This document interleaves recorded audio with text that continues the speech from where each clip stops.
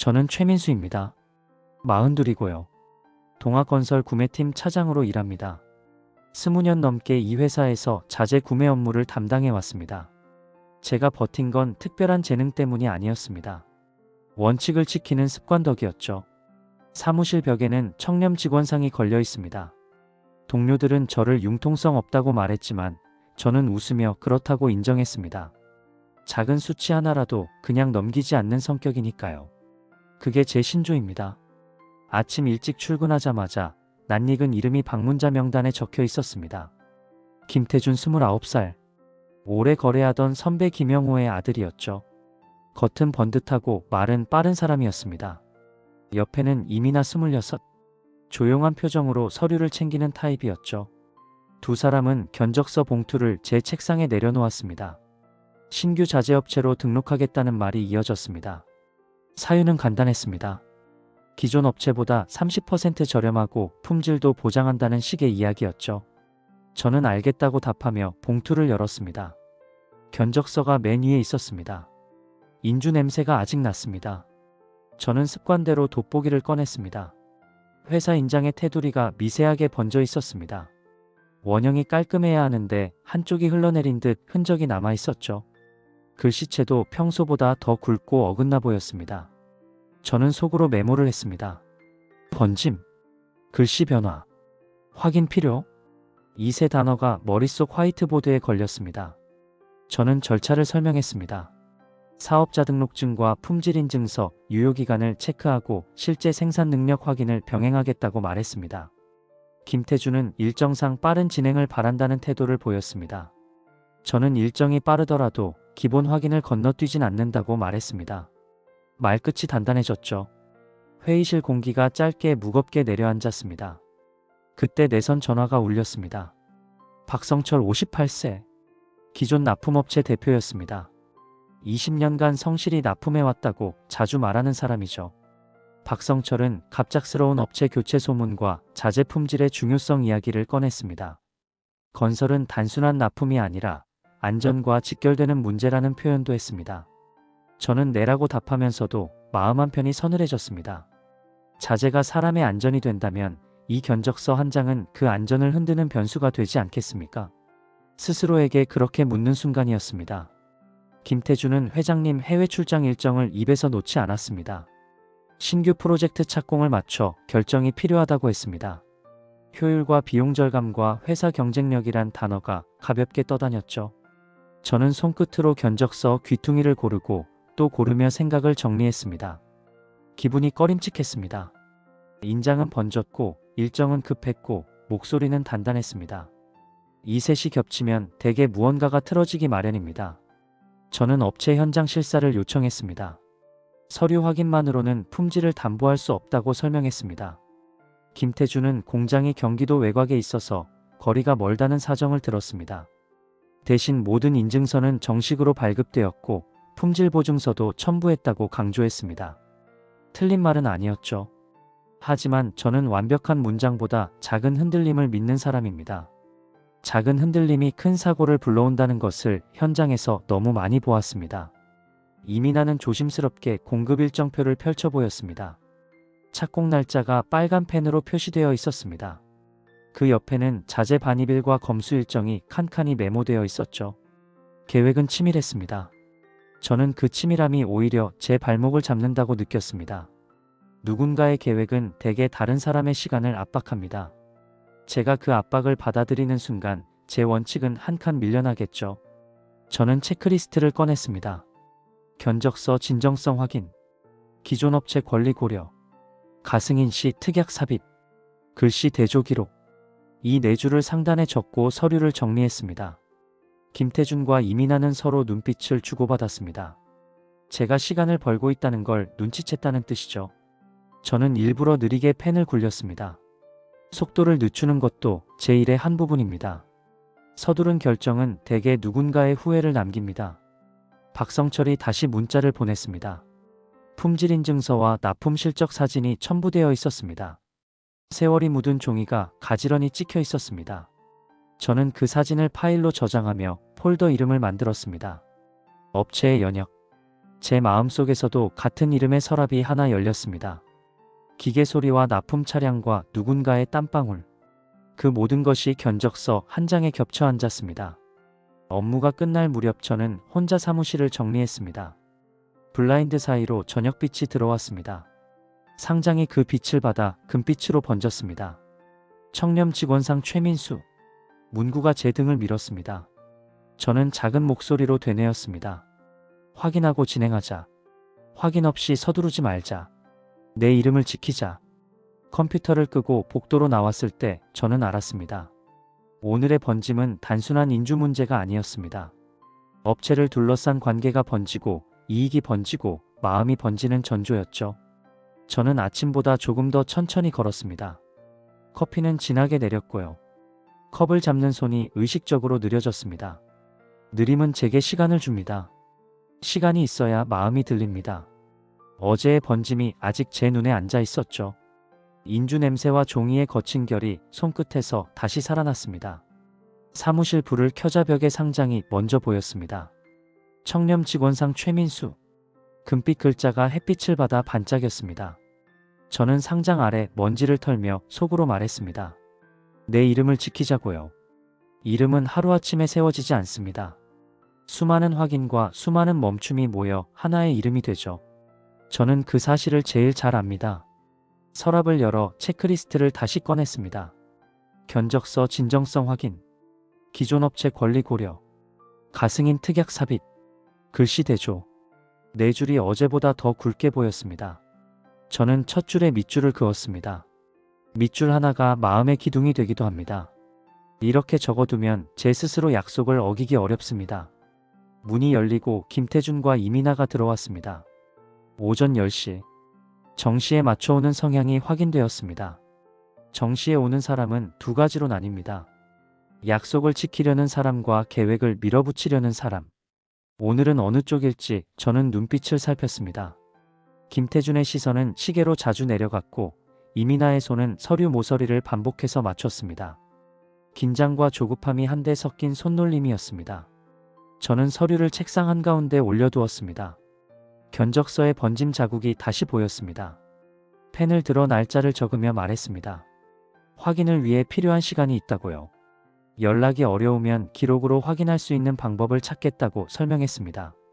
현장 실사 일정, 품질 검증 절차, 기존 업체 의견 수렴. 이 세 가지가 오늘의 목표라고 정리했습니다. 제 말은 단단했고 호흡은 길었습니다. 숨을 길게 뿜으면 마음이 흔들리지 않습니다. 박성철의 메시지가 도착했습니다. 사진 2장. 어제와 다른 각도에서 찍은 공장 내부와 생산 라인 가동 모습.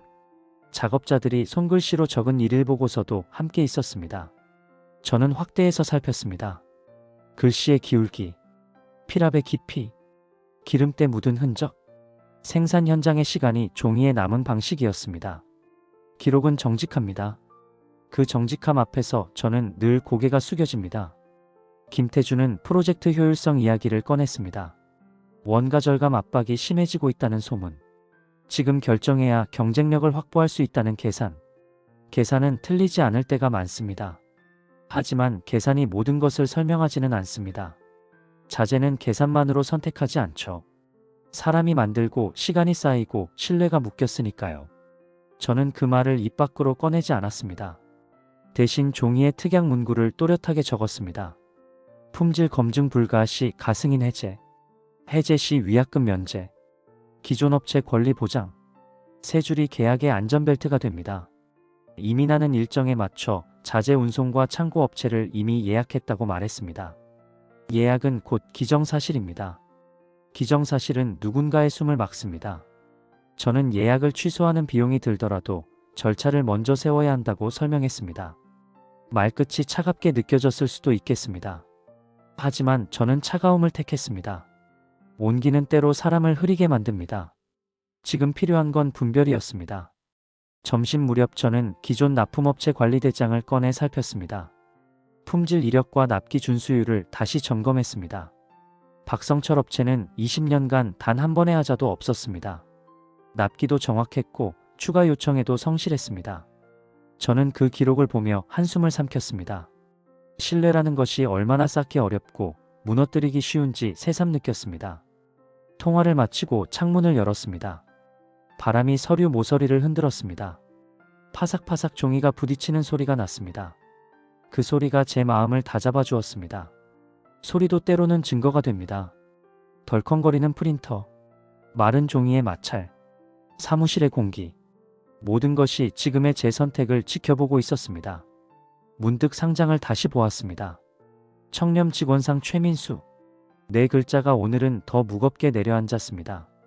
명예는 익숙해지면 가벼워질 수 있습니다. 가벼워진 명예는 껍데기죠. 저는 명예를 무겁게 유지하려고 노력했습니다. 무게를 잃지 않으려면 불편을 견뎌야 합니다. 불편을 피하면 결정은 쉬워지고 마음은 헐거워집니다.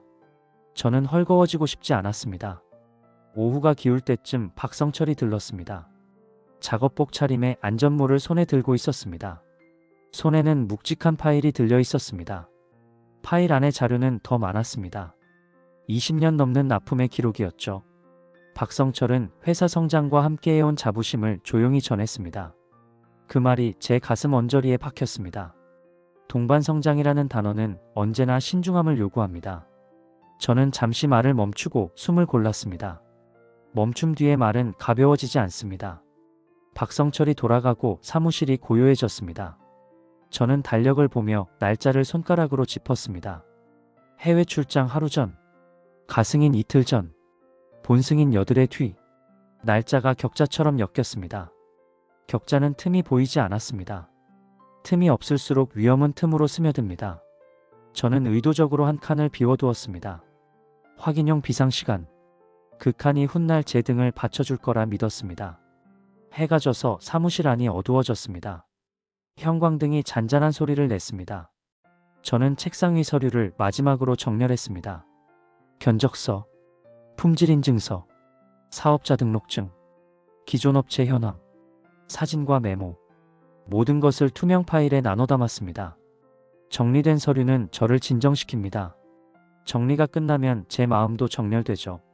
정렬된 마음은 쉽게 흔들리지 않습니다. 문을 닫기 전 저는 상장을 한 번 더 봤습니다. 이 작은 금빛 판이 무엇을 지켜왔는지 떠올렸습니다. 실수로 놓친 계약들, 쫓기듯 결정한 업체 선정의 뒤틀림, 눈 감아달라는 부탁과 눈 못 감겠다는 대답. 그 모든 걸 지나 여기까지 왔습니다. 오늘도 같은 길을 걸어야 한다고 스스로에게 말했습니다. 같은 길이 지루해 보여도 그 길만이 제 이름을 지킵니다.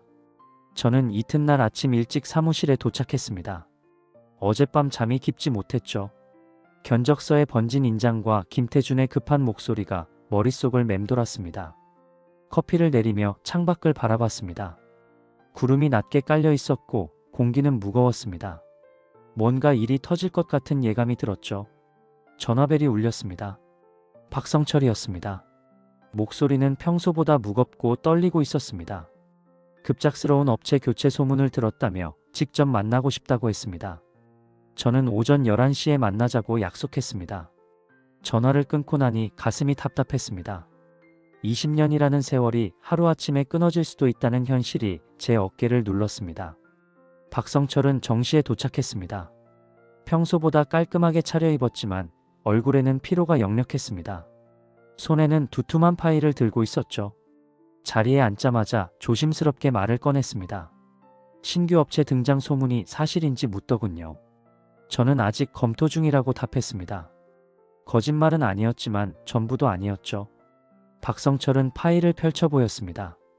20년간의 납품 기록이 차곡차곡 정리되어 있었습니다. 하자율 0%, 납기 준수율 100%, 추가 요청 대응률 100%, 숫자들이 깔끔하게 정렬되어 있었습니다.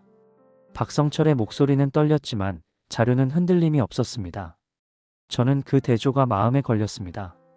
회사 초창기부터 함께했다는 이야기가 이어졌습니다. 첫 공급 때는 트럭 한 대로 시작했다고 했습니다.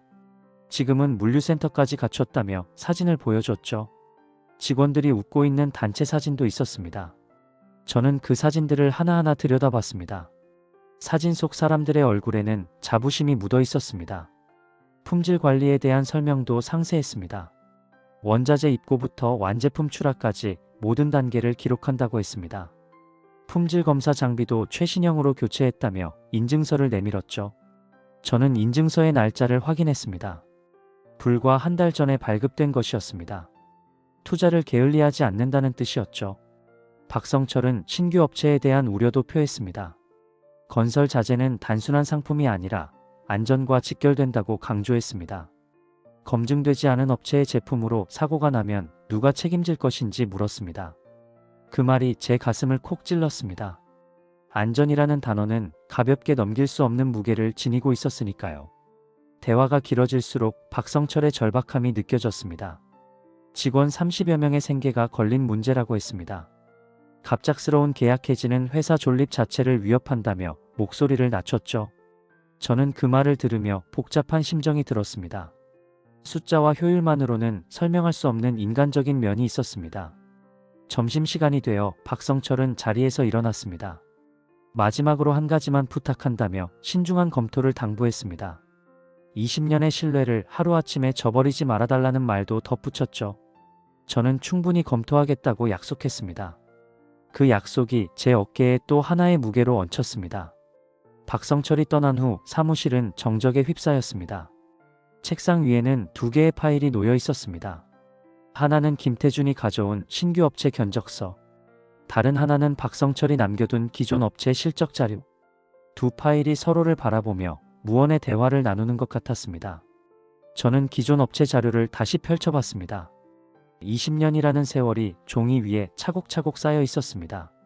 매년 늘어나는 공급량, 꾸준히 개선되는 품질 지표, 한 번도 어긋나지 않은 납기 일정.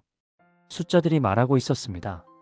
신뢰는 하루아침에 만들어지지 않는다고요. 반면 신규 업체 견적서는 달랐습니다. 화려한 제안서와 매력적인 가격. 하지만 실적은 백지 상태였습니다. 번진 인장과 어긋난 글씨체가 자꾸 눈에 걸렸습니다. 저는 두 자료를 번갈아 보며 고민에 빠졌습니다. 오후에 김태준에게서 전화가 왔습니다. 검토 결과가 어떤지 묻더군요. 저는 아직 시간이 더 필요하다고 답했습니다. 김태준의 목소리는 조급해졌습니다. 회장님 출장 일정이 얼마 남지 않았다며 서둘러 달라고 했죠. 저는 정확한 검토가 우선이라고 답했습니다. 전화를 끊고 창문을 열었습니다. 바람이 불어와 서류를 흔들었습니다. 종이들이 바스락거리는 소리가 제 마음을 더 복잡하게 만들었습니다. 선택의 기로에 서 있다는 걸 느꼈습니다. 어느 쪽을 택하든 누군가는 상처받을 것이었습니다.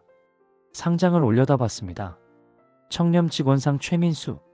금빛 글자가 오늘따라 더 무겁게 느껴졌습니다. 청렴이라는 것이 단순히 돈을 받지 않는 게 아니라는 걸 깨달았습니다. 올바른 판단을 내리는 것. 그것이 진정한 청렴이었죠. 저녁이 되어 집으로 향하는 길에 박성철의 말이 계속 떠올랐습니다. 30여 명의 생계, 20년의 신뢰, 안전과 직결된 품질. 무거운 단어들이 제 발걸음을 느리게 만들었습니다. 집에 도착해서도 쉽게 잠들 수 없었습니다. 내일은 더 어려운 하루가 될 것 같았습니다. 저는 새벽부터 일찍 일어났습니다. 머릿속이 복잡하면 잠이 얕아집니다. 어제 박성철이 보여준 자료들이 꿈속에서도 보였죠. 그 종이 한 장 한 장이 저에게 말을 걸고 있었습니다.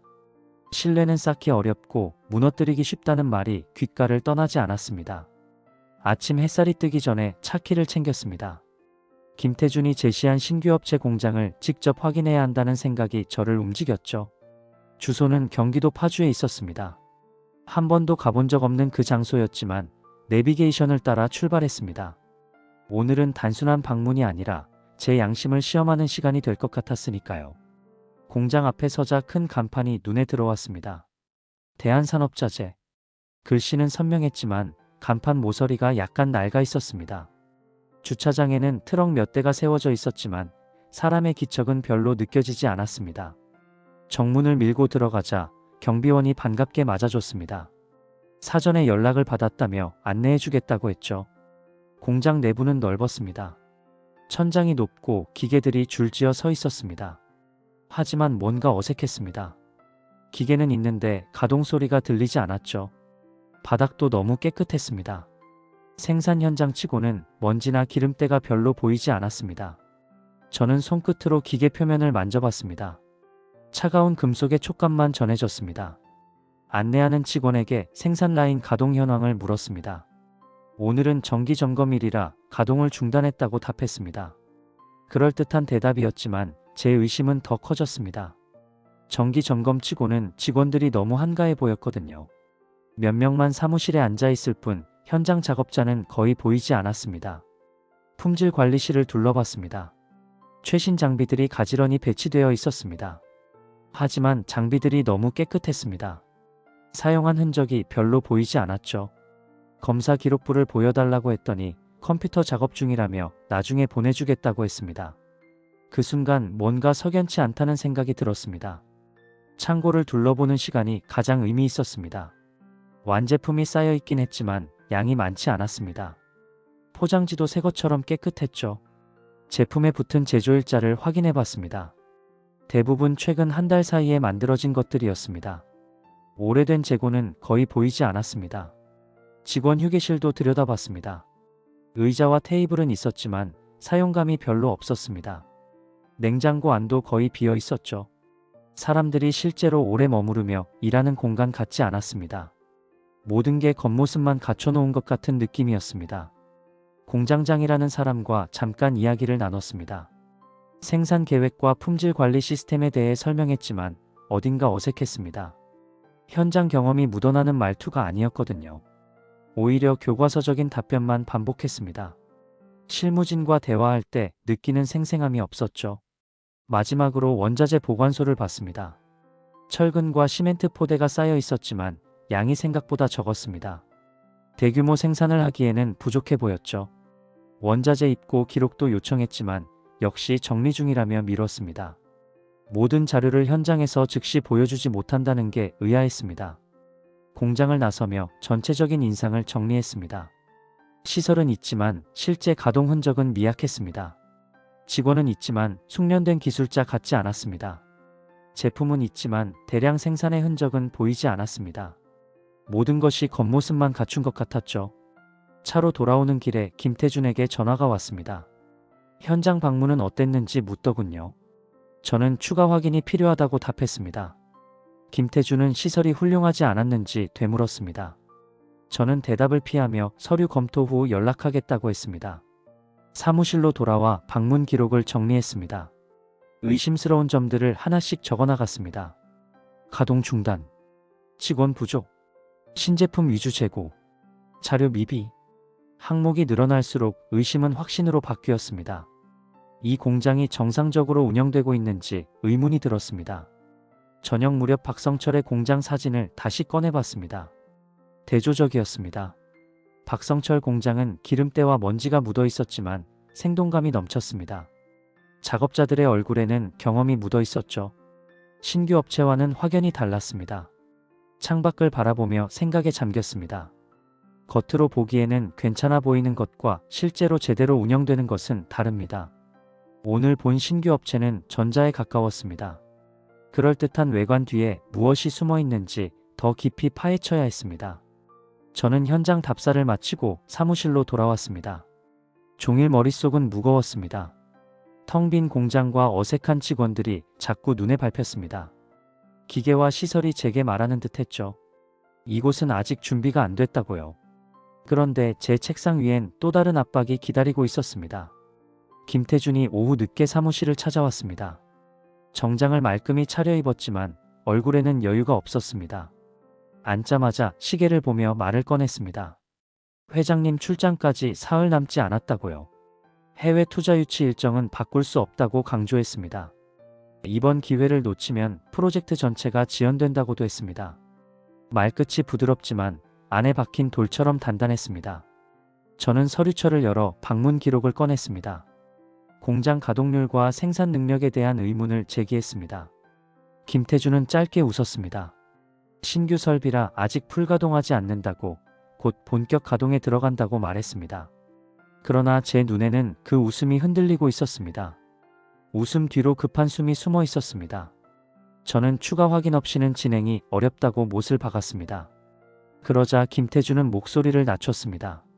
이미 내부 검토는 다 끝났다고, 절차를 서두르면 모두 편해진다고 했습니다. 그 말은 제 귓속에서 무겁게 울렸습니다. 편해진다는 말 속에 무시된 것들이 너무 많았습니다. 기존 업체의 권리, 품질의 안전성, 그리고 제 이름까지도요. 이민아가 곁에 앉아 있었습니다. 손으로 서류 모서리를 계속 맞추며 말을 덧붙였습니다. 이미 운송업체와 창고 일정을 잡았다고 했습니다. 취소하면 손해가 크다고도 했습니다. 저는 속으로 한숨을 삼켰습니다. 기정사실로 만들어 압박하는 방식이었습니다. 하지만 저는 그렇게 쉽게 밀리지 않았습니다. 저는 펜으로 일정표에 밑줄을 그었습니다. 검증 없이는 승인 불가. 제 손끝이 단단히 눌렸습니다. 김태준은 잠시 침묵했습니다. 그의 눈동자가 흔들렸습니다. 그러더니 불쑥 말했습니다.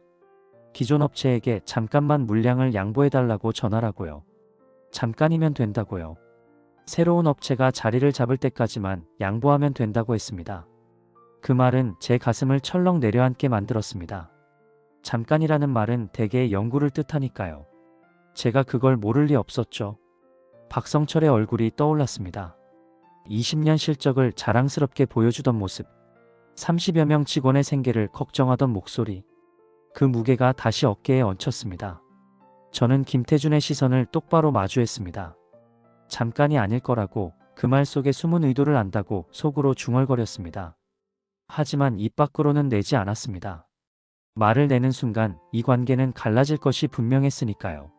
저는 아직 시간을 벌고 싶었습니다. 회사 경영진 이야기도 나왔습니다. 원가 절감 압박이 심하다며 모든 부서가 비용 효율을 높여야 한다고 했습니다. 신규 업체 도입이 곧 회사 경쟁력 강화라는 논리였죠. 듣기에는 그럴듯했지만 제 경험으로는 의심스러웠습니다. 단순한 비용 절감이 목적이라면 왜 이렇게 서두르는 걸까요? 김태준은 선배 김영호 이야기도 꺼냈습니다. 아버지가 회사에 오래 봉사했으니 아들인 자신도 도움을 주고 싶다고 했습니다. 가족 같은 정이 있지 않냐며 은근히 압박했죠. 정이라는 단어가 무기가 되는 순간이었습니다. 저는 그 정이 양날의 검이라는 걸 알고 있었습니다. 때로는 사람을 구하고 때로는 사람을 해치죠. 저녁이 다가오자 두 사람은 서둘러 자리에서 일어났습니다. 내일까지 답변을 달라며 문을 나섰습니다. 문이 닫히고 난 뒤 사무실 안은 적막해졌습니다. 저는 의자에 기대어 천장을 바라봤습니다. 형광등 불빛이 눈에 스며들었습니다. 눈을 감으니 잠깐이라는 단어가 자꾸 맴돌았습니다. 잠깐의 뒤엔 늘 돌이킬 수 없는 시간이 기다린다는 걸 저는 잘 알고 있었습니다. 책상 위 체크리스트에 저는 또 하나의 항목을 적었습니다. 기존 업체 권리 재확인. 그 글자가 종이 위에 굵게 남았습니다. 저는 깊게 숨을 들이켰습니다. 숨이 깊을수록 마음은 무거워졌습니다. 하지만 무거움이야말로 제 길을 붙잡아 줄 거라 믿었습니다. 창밖은 이미 어두웠습니다. 거리에 불빛이 번져 들어왔습니다. 번짐이라는 단어가 다시 떠올랐습니다. 인장의 번짐, 빛의 번짐, 압박의 번짐, 모든 번짐이 제 마음을 더 불안하게 만들었습니다. 저는 눈을 감으며 다짐했습니다. 내일은 더 단단히 확인하자고. 오늘의 흔들림이 내일의 균열이 되지 않게 붙잡자고 말입니다. 휴대폰에 김영호 선배의 오래된 사진이 보였습니다. 함께 야근했던 날들이 떠올랐습니다. 그때는 단순했습니다. 일만 열심히 하면 됐죠. 지금은 달랐습니다. 일과 정 사이에서 균형을 잡아야 했습니다. 그 균형이 생각보다 어려웠습니다. 저는 며칠 뒤 오전에 사무실 문을 열었습니다. 책상 위엔 이미 예약된 일정표가 놓여 있었죠. 빨간 펜으로 동그라미 친 날짜가 가까워지고 있었습니다. 회장 출장일과 가승인일. 두 줄이 나란히 적혀 있었습니다. 그 두 줄이 제 마음을 동시에 압박했습니다. 10시가 조금 넘어 문이 열렸습니다. 이성우 상무가 들어왔습니다. 51살. 몇 번 보고를 함께한 적이 있는 인물이었습니다.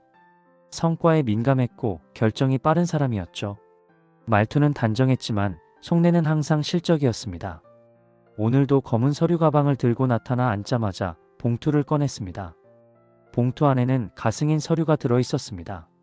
저는 봉투를 바라보다가 손을 뻗지 않았습니다. 대신 검토서를 꺼내 특약란을 펼쳤습니다. 제 펜이 종이 위를 또박또박 움직였습니다. 품질 검증 완료 후 본승인. 기존 업체 권리 보장, 하자 발생 시 책임 소재, 세 줄이 선명하게 새겨졌습니다. 저는 봉투보다 이 글자들이 더 무겁다고 느꼈습니다. 이성우 상무는 눈썹을 살짝 치켜세웠습니다. 조건이 까다롭다고 말은 하지 않았지만 표정에 담겨 있었습니다. 저는 차분하게 설명했습니다. 절차가 깔끔해야 진행도 편안하다고. 오늘은 가승인이고 본승인은 확인 뒤라고. 제 목소리는 느리고 단단했습니다. 느림은 상대를 지치게 만들기도 합니다. 저는 일부러 천천히 말했습니다. 그때 문이 다시 열렸습니다. 김태준과 이민아가 들어왔습니다. 두 사람의 발걸음은 성급했습니다. 김태준은 곧장 제 앞에 앉아 봉투를 보았습니다. 그리고 짧게 웃었습니다. 드디어 일이 굴러가기 시작했다고 생각하는 듯했죠. 저는 시선을 피하지 않았습니다. 웃음 뒤에 감춰진 초조함을 놓치지 않으려 했습니다. 저는 서류를 다시 펼쳐 보이며 특약 부분을 가리켰습니다. 김태준의 얼굴이 잠시 굳었습니다. 잠깐의 정적이 흘렀습니다. 이민아가 손끝으로 종이 모서리를 만지작거렸습니다. 그 작은 움직임 속에 불안이 숨어 있었습니다. 저는 설명을 이어갔습니다. 이 조건은 누구를 막으려는 것이 아니라 모두를 지키려는 것이라고. 승인은 종이 한 장 같지만 그 뒤엔 사람이 있다고. 말이 길어질수록 제 가슴도 무거워졌습니다. 하지만 저는 멈추지 않았습니다. 말을 줄이면 원칙이 줄어들 것 같았으니까요. 이성우 상무는 잠시 침묵하다가 봉투를 밀어두었습니다. 조건을 받아들이겠다는 표시였습니다. 실적이 우선인 사람은 때로 현실을 먼저 인정합니다. 성과는 줄었지만 승인이 무산되는 것보단 낫다고 본 거겠죠. 저는 고개를 끄덕였습니다. 봉투를 열지 않고 서류 위에 올려두었습니다. 절차보다 종이가 먼저라는 걸 보여주고 싶었습니다. 김태준은 여전히 표정이 굳어 있었습니다. 출장까지 시간이 없다는 말을 반복했습니다. 저는 대답하지 않았습니다. 대신 펜으로 오늘 날짜를 크게 적었습니다. 검증 전 가승인. 제 손끝이 종이에 깊게 눌렸습니다. 그 눌림이 제 마음의 눌림 같았습니다.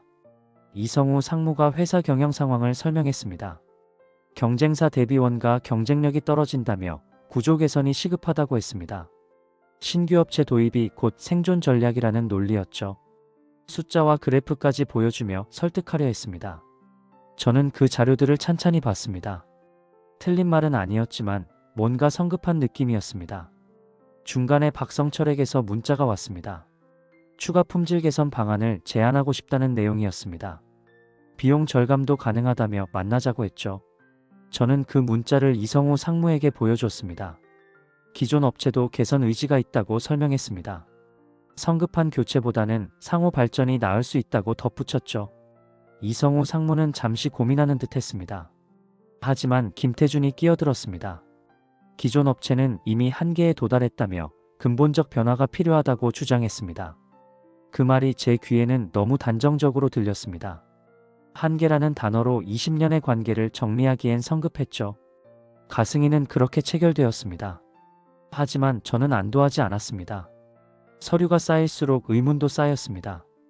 번진 인장, 어색한 공장, 잠깐만이라는 말. 모든 것이 제 안에서 얽혀 있었습니다. 저는 서류를 파일에 끼워 넣으며 속으로 말했습니다. 이승희는 아직 그림자 속에 있다고.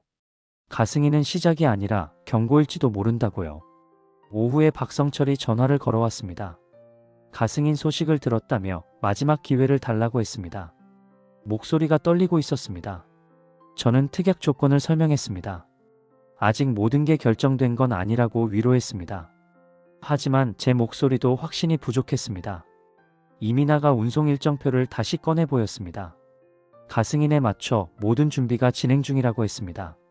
창고 계약도 완료했다며 서류를 내밀었죠. 저는 그 서류들을 하나씩 확인했습니다. 치밀했지만 성급한 느낌이 지워지지 않았습니다. 밤이 되어 사무실 불을 끄며 창문을 열었습니다. 도시 불빛이 번져 들어왔습니다. 불빛 속에서 봉투가 희미하게 보였습니다. 저는 그 봉투를 바라보다가 눈을 감았습니다.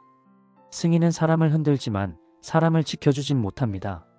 저는 그 사실을 수없이 봐왔습니다. 오늘도 예외일 수는 없을 겁니다. 휴대폰에 김영호 선배의 번호가 보였습니다. 연락하고 싶었지만 참았습니다. 아들의 일로 선배를 난처하게 만들고 싶지 않았거든요.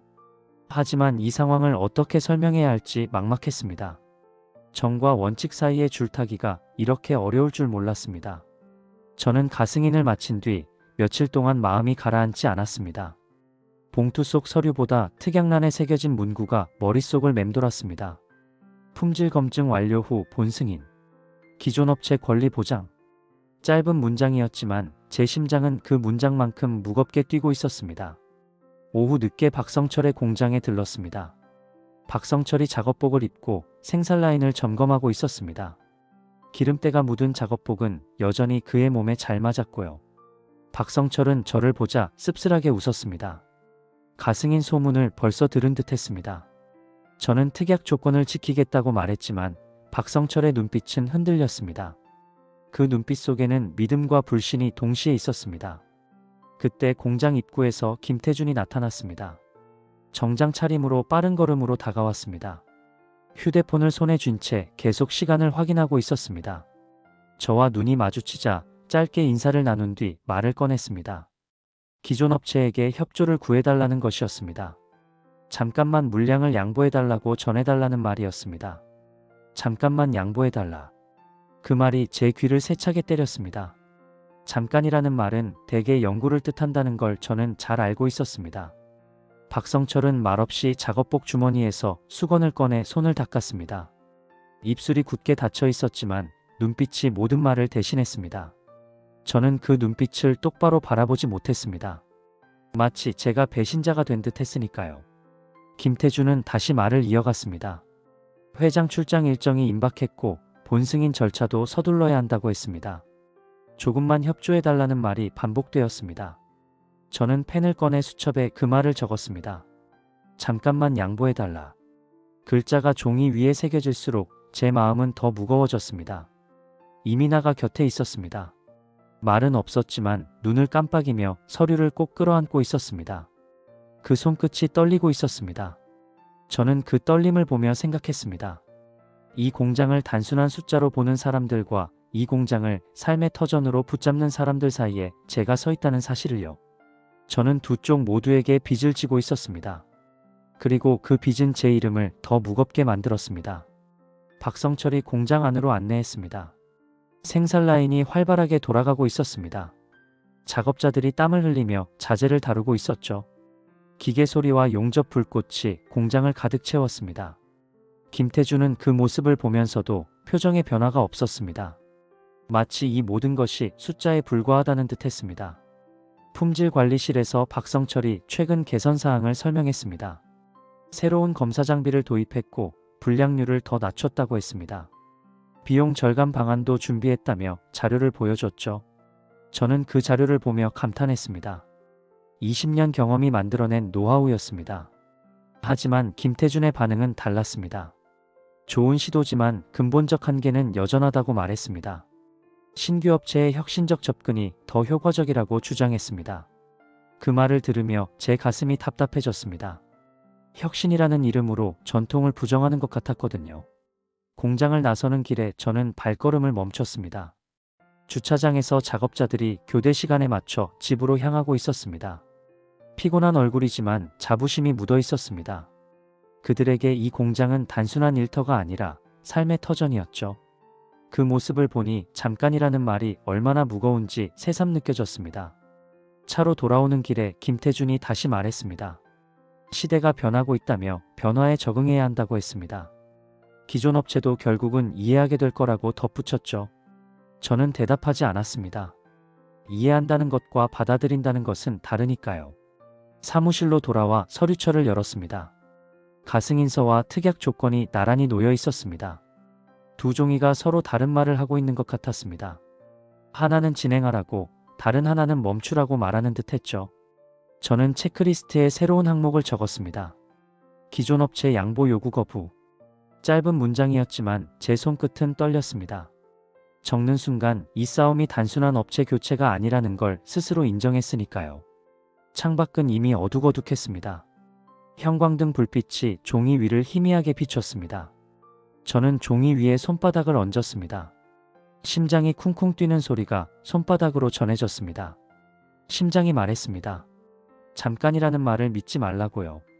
저는 눈을 감고 그 말을 마음속에 새겼습니다. 잠깐은 잠깐이 아니라는 걸 저는 누구보다 잘 알고 있었습니다. 저는 사무실 책상 위에 놓인 달력을 바라보고 있었습니다. 굵은 빨간 펜으로 동그라미 쳐둔 날이 하루하루 다가오고 있었죠. 그날은 회장님 해외 출장일이자 본승인 예정일이었습니다. 김태준이 그렇게 강조하던 일정이었습니다. 저는 달력 칸마다 줄을 그으며 마음을 붙잡았습니다. 줄을 긋는 행위가 무언가를 끊어내는 것처럼 느껴졌습니다. 그날 오후 메신저 알림이 울렸습니다. 사진 여러 장이 한꺼번에 도착했습니다. 이성우 상무와 김태준이 골프장에서 웃고 있었습니다. 뒤로는 푸른 잔디와 하얀 깃발이 펼쳐져 있었습니다. 골프채를 들고 환하게 웃는 모습은 여유로웠습니다.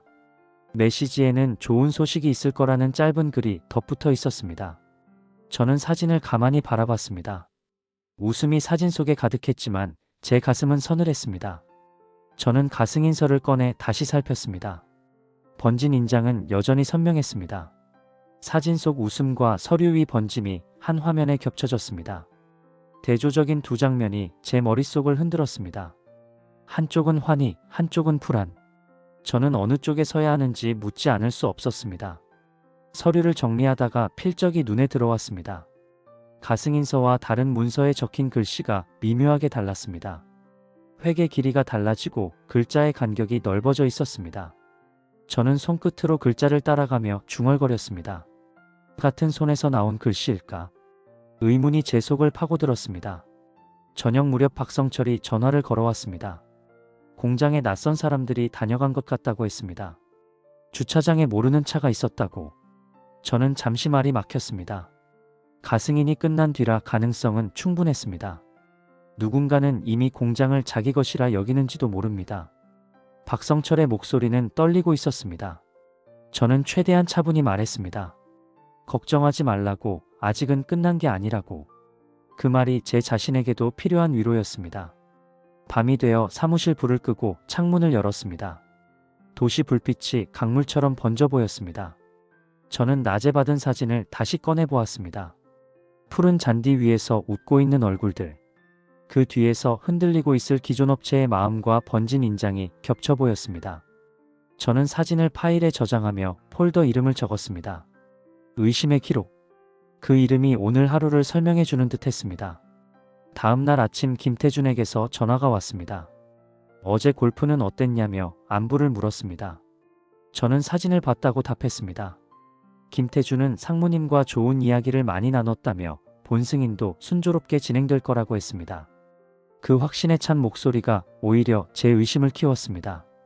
오전 중에 이성우 상무가 사무실에 들렀습니다. 골프 이야기를 꺼내며 김태준이 참 똑똑한 청년이라고 칭찬했습니다. 회사 발전을 위해 노력하는 모습이 기특하다고도 했죠. 저는 적당히 맞장구를 쳤지만 속으로는 복잡했습니다. 골프가 업무와 어떤 관계가 있는지 의문이 들었거든요. 점심시간에 혼자 남아 골프 사진을 다시 들여다봤습니다. 배경에 보이는 골프장이 고급스러워 보였습니다. 그린피가 만만치 않을 곳 같았죠. 김태준이 어떻게 그런 곳에서 상무와 라운딩을 할 수 있었을까 궁금했습니다.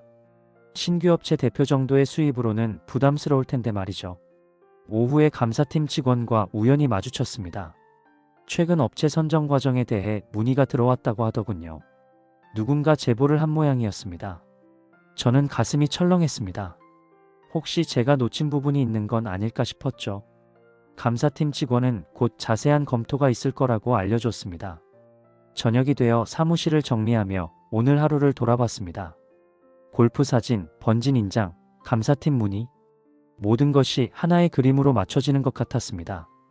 그 그림은 제가 상상했던 것보다 훨씬 복잡했습니다. 잠을 청하려고 침대에 누웠지만 눈을 감아도 골프장 잔디가 보이는 것 같았습니다. 사진 속 푸른 잔디가 제 꿈속으로 밀려왔습니다.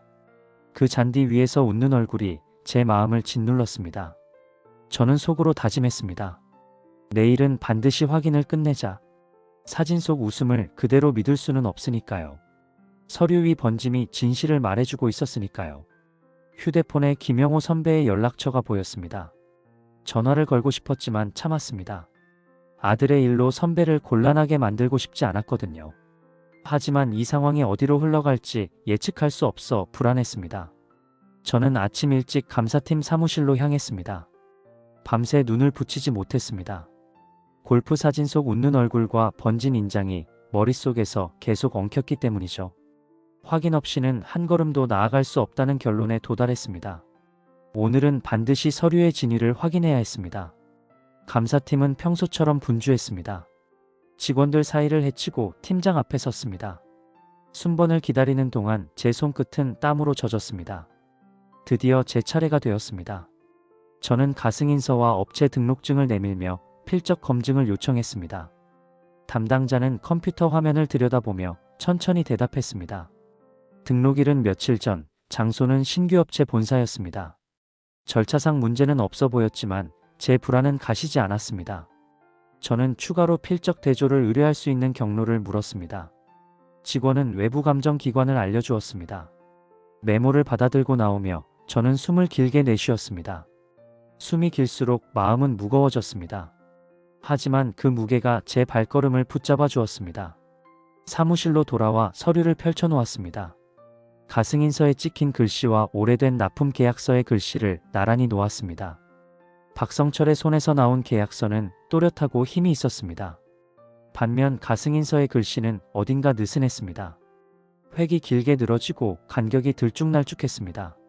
저는 펜으로 두 글씨를 번갈아 따라 써보았습니다. 손끝이 말해주었습니다. 같은 손에서 나온 글씨 같지 않다고요. 그 순간 내선 전화가 울렸습니다. 김태준이었습니다. 목소리는 단호했습니다. 본승인 일정이 다가오니 준비를 서두르라는 말뿐이었습니다.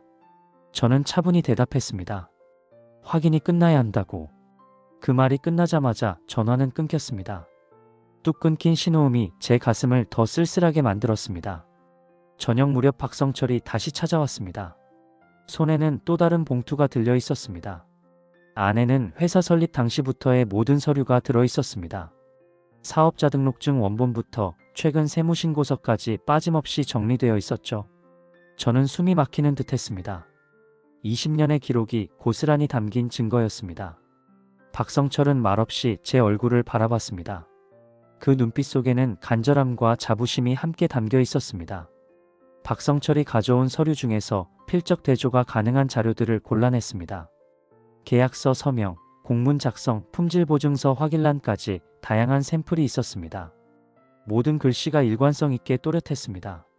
신규 업체 서류와는 확연히 달랐죠. 밤이 되어 사무실에 혼자 남았습니다.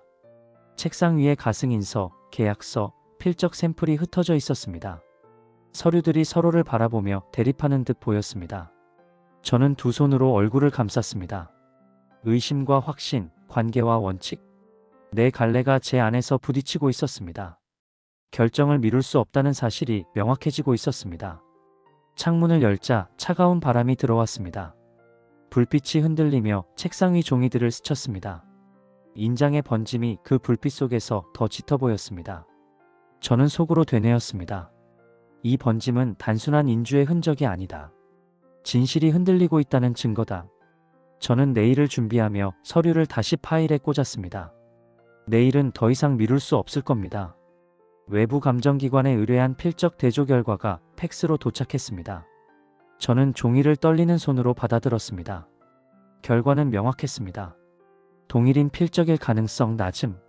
서로 다른 사람이 작성했을 확률이 높다는 판정이었습니다. 제 예상이 맞았습니다. 이성우 상무에게서 전화가 왔습니다. 본승인 준비 현황을 묻더군요. 저는 추가 검토가 필요하다고 답했습니다. 상무는 일정이 빠듯하다며 서둘러 달라고 했습니다. 저는 정확한 검토가 우선이라고 답했습니다. 전화를 끊고 나니 압박감이 더 커졌습니다. 감사팀장이 사무실로 찾아왔습니다. 제보가 들어온 건에 대해 브리핑을 해달라고 했습니다. 저는 지금까지 발견한 의심스러운 점들을 정리해서 보고했습니다. 번진 인장, 다른 필적, 부실한 공장 운영. 팀장은 심각한 표정으로 들었습니다. 저는 늦은 오후 신규 업체 공장을 다시 찾았습니다. 필적 검증 결과를 받은 뒤 며칠이 흘렀고 마음은 더 무거워져 있었습니다. 공장 앞에 서자 낯선 정적이 느껴졌습니다. 지난번과는 달리 주차장에 차가 거의 없었습니다. 정문을 열고 들어가자 휑한 공기가 제 몸을 감쌌습니다. 경비실은 비어 있었습니다. 지난번에 반갑게 맞아주던 경비원도 보이지 않았죠. 공장 내부로 들어가니 기계들은 그대로 있었지만 가동 소리는 전혀 들리지 않았습니다. 전원이 꺼진 기계들이 거대한 철덩어리처럼 서 있을 뿐이었습니다. 저는 그 기계들 사이를 천천히 걸어 다녔습니다. 생산 라인을 자세히 살펴봤습니다. 컨베이어 벨트 위에는 먼지가 쌓여 있었습니다. 지난번 방문 때는 없던 먼지였죠. 며칠 사이에 쌓인 것 같았습니다. 기계 조작반의 버튼들도 눌린 흔적이 없었습니다. 화면은 모두 꺼져 있었고 전원 케이블 일부는 연결도 되어 있지 않았습니다. 품질 관리실 문을 열어봤습니다. 지난번에 봤던 최신 장비들은 그대로 있었지만 사용감이 전혀 없었습니다. 검사 기록부를 찾아봤지만 비어 있었습니다. 컴퓨터를 켜보려 했지만 비밀번호가 걸려 있어 접근할 수 없었습니다. 모든 것이 겉모습만 갖춰놓은 것 같았습니다. 창고로 가는 길에 작업복이 걸려 있는 것을 봤습니다. 옷걸이에 가지런히 정리되어 있었지만 새 것 같았습니다. 땀이나 기름때가 전혀 묻어있지 않았죠. 실제로 작업을 한 적이 없다는 증거 같았습니다. 저는 작업복을 만져봤습니다. 딱딱하고 차가운 촉감이 전해졌습니다. 창고 안은 더욱 충격적이었습니다. 지난번에 봤던 완제품들이 거의 사라져 있었습니다. 몇 개만 덩그러니 남아있을 뿐이었죠. 원자재 보관소도 마찬가지였습니다. 철근과 시멘트 포대가 대부분 사라져 있었습니다. 급하게 치운 흔적이 역력했습니다. 사무실 건물로 가봤습니다. 문이 잠겨 있었지만 창문으로 안을 들여다볼 수 있었습니다. 책상과 의자는 있었지만 서류나 컴퓨터는 보이지 않았습니다. 전화기도 선이 뽑혀 있었죠. 급하게 정리한 것 같았습니다. 공장을 나서며 저는 문득 발걸음을 멈췄습니다. 정문 앞에서 뒤를 돌아보니 텅 빈 공장이 보였습니다. 빈 건물에 햇살이 들어와 먼지를 길게 들이우고 있었습니다. 그 먼지가 제 마음에 그림자를 남겼습니다. 저는 속으로 중얼거렸습니다. 이 공장은 처음부터 가짜였다. 실제 생산을 위한 곳이 아니라 보여주기 위한 무대였다고. 차로 돌아오는 길 내내 창밖을 바라봤습니다. 사이드미러에 비친 제 얼굴은 피곤해 보였습니다. 눈가에는 주름이 깊어져 있었고 입술은 굳게 닫혀 있었습니다. 저는 제 얼굴을 보며 다짐했습니다. 이번만큼은 원칙을 지키자. 빈 공장에 먼지가 말하는 것을 외면하지 말자. 제가 걸어온 길을 헛되게 만들 수는 없지 않겠습니까? 사무실로 돌아와 방문 기록을 상세히 작성했습니다. 경비원 부재, 기계 가동 중단, 제품 철수, 사무실 정리. 모든 것이 급작스럽게 철수한 흔적이었습니다. 저는 이 기록을 감사팀에 제출하기로 했습니다. 김태준에게 전화를 걸었습니다. 공장 상황에 대해 문의했습니다. 김태준은 당황하는 기색을 보이며 일시적 이전이라고 설명했습니다. 더 좋은 시설로 옮기는 중이라고 했죠. 하지만 그 설명은 설득력이 없었습니다. 저녁이 되어 박성철에게 오늘 있었던 일을 전화로 알려줬습니다. 박성철은 놀라워했습니다. 역시 의심스러웠다며 안도의 한숨을 쉬었습니다. 저는 곧 모든 것이 밝혀질 거라고 말했습니다. 박성철의 목소리에 희망이 되살아나는 것이 들렸습니다. 저는 빈 공장에서 돌아온 다음 날 사무실 문을 열자마자 낯익은 기척을 느꼈습니다. 박성철이 이미 의자에 앉아 있었습니다. 손에는 두꺼운 서류 봉투가 들려 있었고 얼굴은 단호하게 굳어 있었습니다. 저는 자리에 앉으며 숨을 고르고 조심스럽게 물었습니다. 이번엔 무슨 자료를 가져오셨냐고요? 박성철은 봉투를 밀어주었습니다. 봉투 안에는 오래된 종이들이 가득했습니다. 회사 설립 당시 서류, 초기 납품 계약서, 품질 인증 기록, 심지어 최근 몇 년간 개선한 기술 특허까지 있었습니다. 서류마다 세월의 흔적이 남아 있었습니다. 날짜, 도장, 서명. 그 기록들은 흔들림이 없었고 일관성이 느껴졌습니다. 저는 신규 업체 서류와 자연스럽게 비교했습니다. 둘은 완전히 달랐습니다. 기존 업체 서류는 시간의 무게가 있었고 신규 업체 서류는 급조된 느낌이었습니다. 박성철은 낮은 목소리로 말했습니다. 20년간 한 번도 품질 문제를 일으킨 적이 없다고요. 모든 납품이 완벽했다며 자료를 보여줬습니다. 그의 말에는 자부심이 묻어 있었습니다. 제가 이 일을 하면서 수없이 보아온 것은 숫자와 계약서였지만 오늘은 그 뒤에 숨은 땀과 노력이 보였습니다. 저는 서류를 하나하나 정리하며 메모를 했습니다. 설립연도, 납품량 변화, 품질 개선 과정. 그 기록들이 신규 업체의 허술함과 어떻게 대비되는지 비교했습니다. 메모가 길어질수록 확신은 더 단단해졌습니다. 신규 업체가 정당한 경쟁자가 아닐 가능성이 높다는 사실이 눈앞에 다가왔습니다. 손끝이 떨렸습니다. 확신은 때로 두려움이기도 합니다. 그때 전화가 울렸습니다. 이성우 상무였습니다. 목소리는 조급했습니다. 본승인 일정이 다가왔으니 준비를 서두르라고 했습니다. 저는 대답을 미뤘습니다. 대신 차분히 말했습니다. 추가 확인이 필요하다고, 아직은 승인할 수 없다고. 말이 끝나자마자 전화는 뚝 끊겼습니다. 저는 수화기를 내려놓으며 깊게 숨을 내쉬었습니다. 숨이 길수록 마음은 더 무거워졌습니다. 박성철은 제 얼굴을 똑바로 바라봤습니다. 그 눈빛은 흔들림이 없었습니다.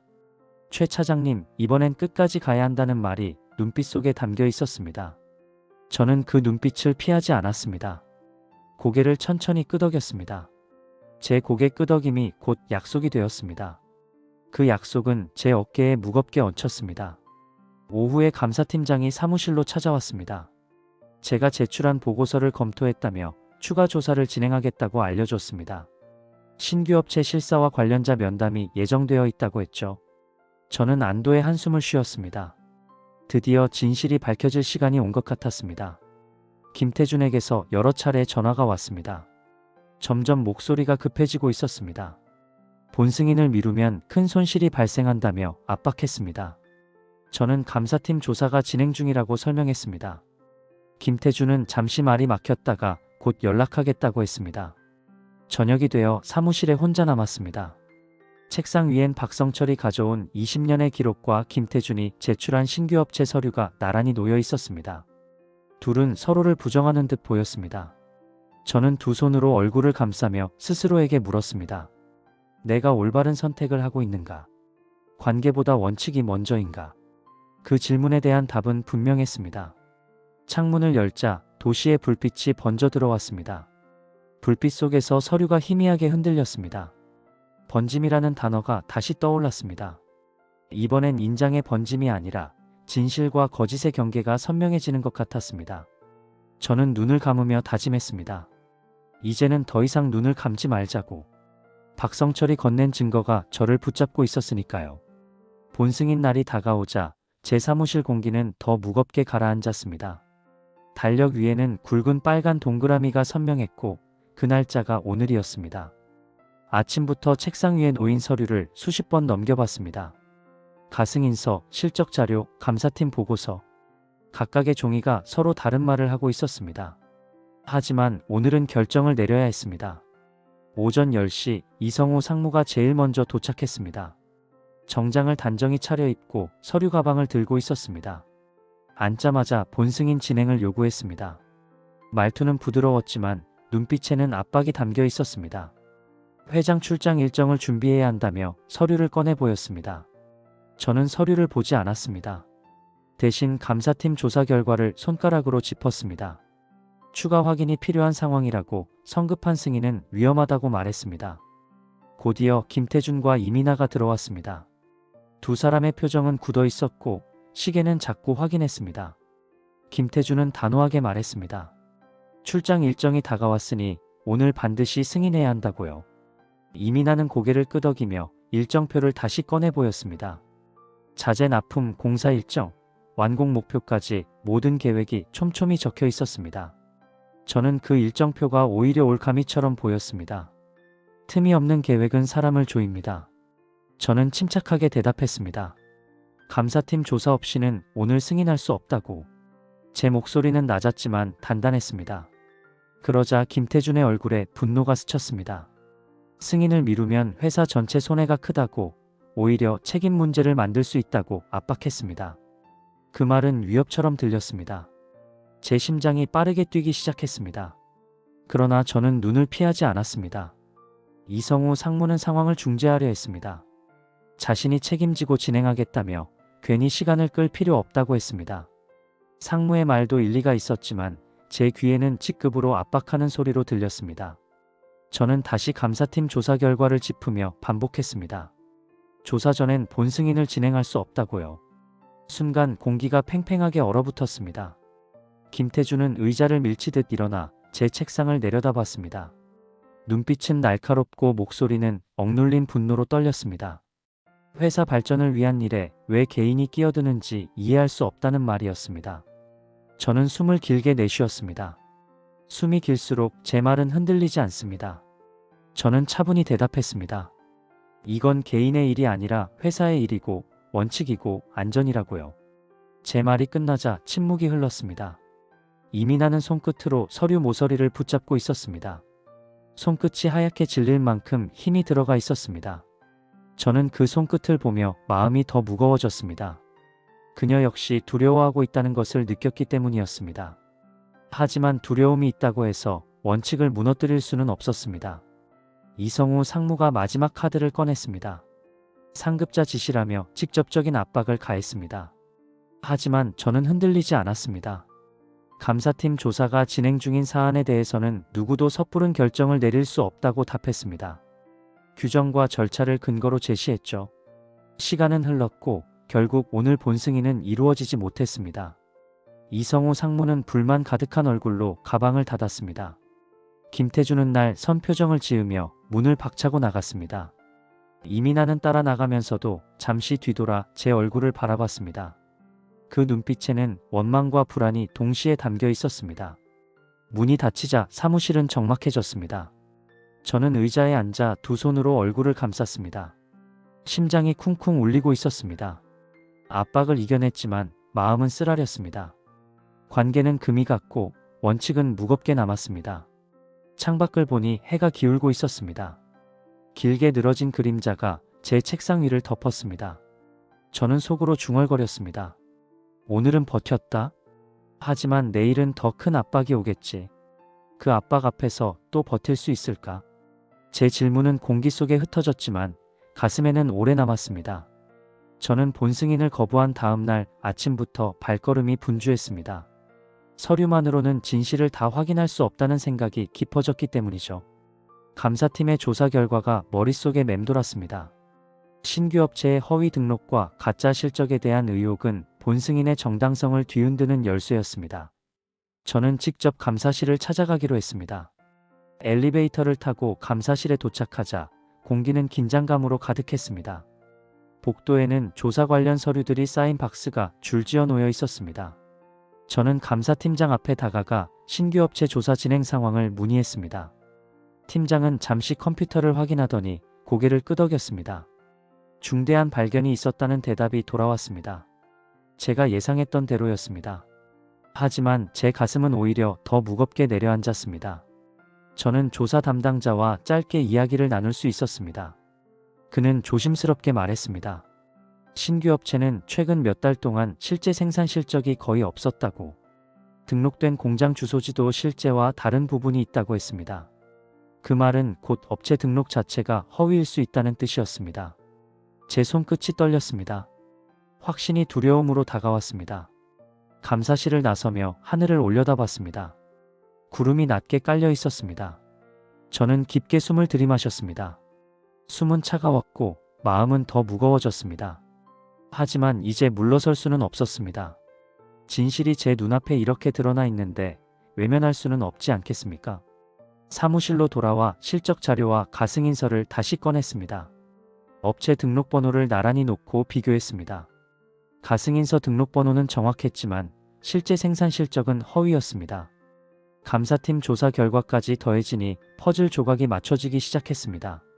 그 퍼즐은 단 하나의 그림을 향해 있었습니다. 신규 업체는 정당한 사업자가 아니다라는 그림이었습니다. 저녁 무렵 전화가 울렸습니다. 김태준이었습니다. 목소리는 더 거칠어져 있었습니다. 승인을 미루면 모든 책임을 저에게 묻겠다는 말이었습니다. 협박에 가까운 어조였습니다. 저는 차분히 대답했습니다. 책임이라면 기꺼이 지겠다고. 하지만 감사팀 조사 결과를 무시한 승인은 제 손으로 할 수 없다고요. 전화는 곧바로 끊겼습니다. 뚝 끊긴 신호음이 제 귀에 오래 남았습니다. 다음 날 아침 이성우 상무가 직접 사무실로 찾아왔습니다. 표정이 심각했습니다. 회장님이 해외 출장에서 연락을 했다며 즉시 본승인을 진행하라고 지시했다고 전했습니다. 저는 감사팀 조사 결과를 설명했습니다. 허위 등록과 가짜 실적이 확인된 상황에서는 승인이 불가능하다고 말했습니다. 상무는 잠시 말이 막혔습니다. 감사팀 조사 결과를 몰랐던 것 같았습니다. 저는 조사보고서 사본을 보여줬습니다. 상무는 서류를 들여다보며 표정이 점점 굳어졌습니다. 이런 상황인 줄 몰랐다며 당황하는 기색을 보였습니다. 저는 책상에 엎드려 손바닥으로 얼굴을 감쌌습니다. 심장이 쿵쿵 뛰었지만 눈은 더 단단해졌습니다. 감사팀 조사 결과는 저에게 마지막 힘을 주었습니다. 저는 다시 펜을 들어 체크리스트에 항목을 추가했습니다. 신규 업체 허위 등록 확인. 글자가 종이 위에 새겨지자 제 마음도 더 굳어졌습니다. 창문을 열자 밤바람이 불어왔습니다. 도시 불빛이 흔들리며 번져 들어왔습니다. 번짐이라는 단어가 또 떠올랐습니다. 이번 번짐은 거짓의 가면이 벗겨지는 순간을 의미하는 것 같았습니다. 저는 속으로 다짐했습니다. 내일은 모든 것을 밝히자. 더 이상 미룰 수 없다고. 오늘 손에 쥔 감사팀 기록이 저를 진실 앞으로 끌어다 놓고 있었으니까요. 저는 본승인 일정이 미뤄진 바로 다음 날 사무실 문을 굳게 걸어 잠갔습니다. 오늘은 결정을 내릴 시간이라고 제 스스로에게 말했습니다. 책상 위엔 모든 서류가 펼쳐져 있었습니다. 가승인서, 실적자료, 감사팀 보고서. 세 가지가 서로를 향해 증언하고 있었습니다. 그 증언은 하나의 결론을 가리키고 있었습니다. 이 승인은 정당하지 않다는 결론이었습니다. 정오 무렵 김태준과 이민아가 사무실로 들어왔습니다. 두 사람의 얼굴은 이미 굳어 있었습니다. 김태준은 자리에 앉자마자 목소리를 높였습니다. 오늘 승인하지 않으면 모든 책임을 묻겠다고 했습니다. 그의 눈빛은 날카로웠고 손끝은 떨리고 있었습니다. 이민아는 말없이 서류를 안고 있었지만 눈빛은 흔들리고 있었습니다. 저는 천천히 실적 자료를 꺼냈습니다. 감사팀이 확인한 수십 장의 기록을 책상 위에 펼쳐 놓았습니다. 그리고 조사 보고서를 그 옆에 나란히 두었습니다. 두 사람의 눈이 흔들렸습니다. 저는 조용히 말했습니다. 업체 등록이 허위로 확인됐다고. 실제 생산 실적도 거의 없는 상태라고. 가승인서의 인장도 다른 필적으로 판명됐다고. 제 목소리는 낮았지만 단단했습니다. 김태준은 얼굴이 창백해졌습니다. 입술이 파르르 떨리며 말이 이어지지 않았습니다. 이민아는 손으로 서류를 꼭 움켜쥐었습니다. 눈빛 속에는 두려움과 부끄러움이 뒤섞여 있었습니다. 저는 두 사람을 똑바로 바라봤습니다. 이제는 숨길 수 없다고, 사실이 눈앞에 있다고. 더 이상 승인을 진행할 수 없다고 선언했습니다. 사무실 안은 침묵에 잠겼습니다. 시계 초침 소리가 또렷하게 들릴 정도였습니다. 김태준은 결국 자리에서 일어나 의자를 밀쳤습니다. 분노가 가득한 눈빛으로 저를 바라봤습니다. 하지만 아무 말도 하지 못했습니다. 말은 증거 앞에서 힘을 잃기 마련입니다. 이민아는 눈을 떨구며 조용히 뒤따랐습니다. 문이 닫히자 사무실엔 저 혼자 남았습니다. 곧이어 이성우 상무가 들어왔습니다. 상황을 파악하겠다며 조사 보고서를 요청했습니다. 저는 모든 자료를 설명했습니다. 허위 등록, 가짜 실적, 위조된 인장까지. 상무는 서류를 보며 점점 심각한 표정을 지었습니다. 이런 상황인 줄 몰랐다며 사과했습니다. 저는 깊게 숨을 내쉬었습니다. 숨이 길어질수록 눈물이 고였습니다. 관계는 무너졌지만 원칙은 지켜졌습니다. 제 가슴은 쓰라렸습니다. 하지만 동시에 제 이름은 조금 더 단단해졌습니다. 벽에 걸린 상장이 햇빛을 받아 반짝이고 있었습니다. 청렴 직원상 최민수. 그 문구가 오늘따라 유난히 무겁게 다가왔습니다. 오후에 박성철에게 전화를 걸었습니다. 모든 상황을 설명했습니다. 박성철은 안도의 한숨을 쉬었습니다. 감사하다며 목소리가 떨렸습니다. 저는 당연한 일을 했을 뿐이라고 답했습니다. 하지만 마음 한편으로는 뿌듯했습니다. 김영호 선배에게서 전화가 왔습니다. 아들 일로 죄송하다며 사과했습니다. 저는 선배 잘못이 아니라고 위로했습니다. 오히려 진실을 밝혀내서 다행이라고 말했습니다. 선배는 한참 침묵하다가 고맙다고 말했습니다. 저녁이 되자 창문을 열었습니다. 도시의 불빛이 번져 들어왔습니다. 번짐이라는 단어가 또 떠올랐습니다. 이번 번짐은 더 이상 거짓을 감추지 못하는 진실의 번짐이었습니다. 저는 눈을 감으며 속으로 중얼거렸습니다. 오늘 나는 원칙을 선택했다. 그리고 그 선택이 내일을 바꿀 것이다. 비록 외롭고 무겁더라도 이 길을 끝까지 걸어가야 한다고요. 감사팀장이 뒤늦게 사무실을 찾아왔습니다. 신속한 신고 덕분에 더 큰 문제를 막을 수 있었다고 치하했습니다. 앞으로 업체 선정 과정에서 더 철저한 검증이 이뤄질 거라고 약속했습니다. 저는 고개를 끄덕였습니다. 이번 일이 교훈이 되기를 바란다고 말했습니다. 저는 며칠이 지난 뒤 사무실 문을 열었습니다. 그동안 사람들의 발걸음이 뜸해진 듯 했습니다. 승희는 무산되었고 김태준과 이민하는 소식이 없었습니다. 전화도 오지 않았습니다. 정막은 길었고 그 정막이 제 마음을 더 무겁게 눌렀습니다. 책상 위에는 여전히 서류가 쌓여 있었습니다. 가승인서, 실적자료, 감사팀 보고서. 이제는 증거가 아니라 제 기억의 일부처럼 남아 있었습니다. 저는 손끝으로 종이를 천천히 넘겼습니다. 종이가 내는 바스락거림이 제 마음을 달래는 듯 했습니다. 그때 우편물이 하나 도착했습니다. 흰 봉투 안에는 작은 엽서가 들어 있었습니다. 엽서에는 푸른 골프장과 하얀 깃발이 담겨 있었습니다. 뒷면에는 짧은 글이 적혀 있었습니다. 좋은 추억이었습니다. 라는 말뿐이었습니다. 서명도 이름도 없었습니다. 하지만 보낸 사람이 누군지는 분명했습니다. 김태준과 이성우 상무였죠. 저는 엽서를 오래 바라봤습니다. 엽서 속 골프장은 넓고 평화로워 보였습니다. 하지만 제 마음속의 골프장은 복잡했습니다. 잔디가 아니라 의욕으로 가득했습니다. 엽서 속 웃음과 제 가슴 속 무게가 서로 부딪히며 갈라졌습니다. 저는 자리에서 일어나 벽의 상장을 바라봤습니다. 청렴 직원상 최민수. 네 글자가 햇빛에 반짝였습니다. 그 글자는 저에게 묻고 있었습니다. 외로워도 이 길을 지켜낼 수 있느냐고요. 저는 눈을 감고 대답했습니다. 예, 지키겠다고. 그 대답은 속삭임이었지만 제 마음속에서는 굵게 울렸습니다. 창문을 열자 저녁 바람이 불어왔습니다. 바람은 서류 모서리를 흔들었습니다. 흔들림 속에서도 종이는 제자리를 지켰습니다. 저는 그 종이를 바라보며 생각했습니다. 사람도 종이처럼 흔들리지만 결국 제자리를 지켜야 한다고요. 그게 제 이름을 지키는 길이니까요. 며칠 후 박성철이 감사 인사를 하러 왔습니다. 새로운 계약이 체결되었다며 기뻐했습니다. 20년 관계가 계속 이어질 수 있게 되었다고 했죠. 저는 당연한 일이었다고 답했습니다. 하지만 속으로는 뿌듯했습니다. 김영호 선배도 직접 찾아왔습니다. 아들 때문에 민망했다며 다시 한번 사과했습니다. 저는 오히려 선배 덕분에 좋은 교훈을 얻었다고 말했습니다. 관계와 원칙 사이의 균형을 지키는 법을 배웠다고 했죠. 밤이 깊어갈 무렵 사무실 불을 껐습니다. 어둠 속에서 상장만이 희미하게 빛났습니다. 저는 문을 잠그고 복도로 걸어나갔습니다. 발자국 소리가 길게 울렸습니다. 그 소리가 마치 빈 공장의 메아리처럼 들렸습니다.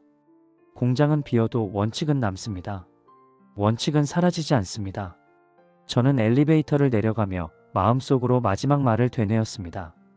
골프장과 사무실 사이에서 저는 사무실을 택했다고. 그리고 그 선택이 외롭지만 흔들리지 않는 길이 될 거라고. 제 발걸음은 느렸지만 단단했습니다. 그 단단함이 앞으로의 제 삶을 지켜줄 거라는 믿음이 있었습니다. 다음 날부터 새로운 업체 선정 작업이 시작되었습니다. 이번에는 더 철저한 검증 절차를 거치기로 했습니다. 저는 체크리스트를 새로 만들었습니다. 현장 실사, 필적 대조, 실적 확인, 감사팀 검토. 모든 단계를 빠뜨리지 않겠다고 다짐했습니다. 번진 인장 하나가 가르쳐준 교훈이었습니다.